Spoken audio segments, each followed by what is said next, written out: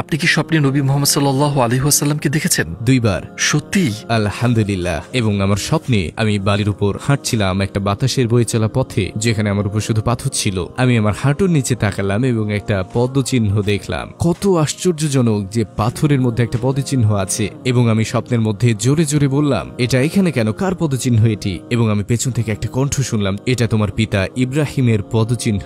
আমি বললাম, আমার বাবার নাম ইব্রাহিম নয়। তিনি বললেন, নবী ইব্রাহিম। আমি ঘুরে দাঁড়ালাম এবং সুবহানাল্লাহ, তিনি সেখানে ছিলেন, রাসূলুল্লাহ সাল্লাল্লাহু আলাইহি ওয়াসাল্লাম। আমি তার কাছে পৌঁছানোর ঠিক আগে আমি চাচ্ছিলাম হাঁটু গেড়ে বসে তাকে আলিঙ্গন করতে, কিন্তু স্বপ্ন শেষ হয়ে গেল। তো আমি সেই স্বপ্ন থেকে জেগে উঠলাম তাকে আবার স্বপ্নে দেখার আকাঙ্ক্ষা নিয়ে, এবং বহু বছর পরে আমি দেখলাম, এবং আমি মরুভূমিতে ছিলাম আর দূরের দিকে দেখলাম তিনি আমার হাত ধরে বললেন, আমি চাই তুমি আরো মানুষের সাথে দেখা করো। তিনি বসে পড়লেন আর আমি ঠিক তার পাশেই বসলাম। তারপর তিনি বললেন, এখানে দেখো, এখানে আছেন আবু বকর সিদ্দিক। তিনি বললেন, আর এখানে আছে উমর ইবনে আল খাত্তাব, এবং এটা ওসমান বিন আফফান, আর এটা আলী বিন আবি তালিব। তারা সবাই তোমাকে ভালোবাসে। এটা ছিল আমার জীবনের অন্যতম সেরা স্বপ্ন।